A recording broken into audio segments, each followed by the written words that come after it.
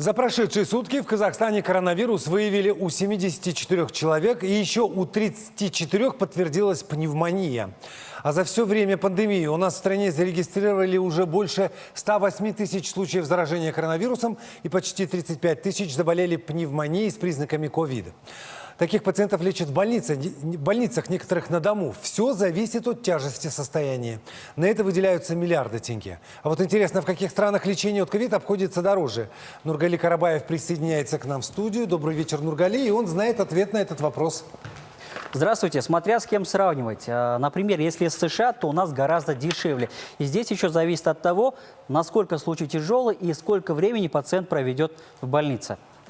Лечение коронавируса в разных странах стоит по-разному. Например, в США при наличии страховки пациент заплатит от 22 до 39 тысяч долларов. Если страховки нет, пациенту по итогам лечения могут выставить счет до 75 тысяч долларов. В России цены на порядок ниже. Лечение по страховому полису от 65 до 255 тысяч рублей.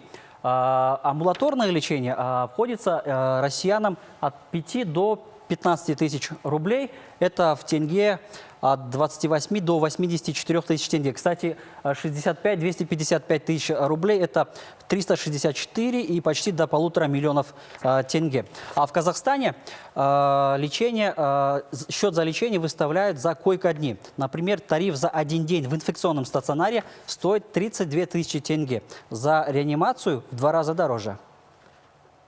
Стоимость одного койко-дня того же пациента, находящегося, например, в тяжелом состоянии, в реанимационном отделении, стоит 69 900 тенге.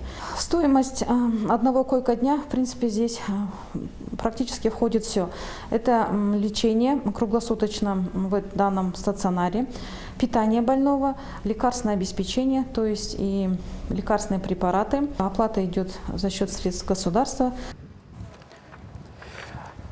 А есть еще и карантинный изолятор. Нахождение человека там стоит почти 10 500 тенге в день. Есть свой порядок и для амбулаторной помощи. Под наблюдением на дому могут оставаться люди с бессимптомным течением COVID, с легкой или средне-тяжелой формами, а также пациенты после выписки из стационара. В изоляции им рекомендуется быть активными, больше пить воду, следить за температурой, частотой пульса и дыханием. Состояние и дальнейшее лечение при осложнении определяет участковый врач. Кстати, для пациентов на домашнем лечении жаропонижающие препараты, парацетамол и ибупрофен, а также 3 вида антикоагулянтов, среди которых и Ксарелта, выдаются бесплатно. Их пациентам должны доставить из поликлиники. Спасибо большое, Нургали. Конечно, лучше не болеть, и для этого нужно соблюдать дистанцию и носить обязательно маски. Здоровье каждого в его собственных руках.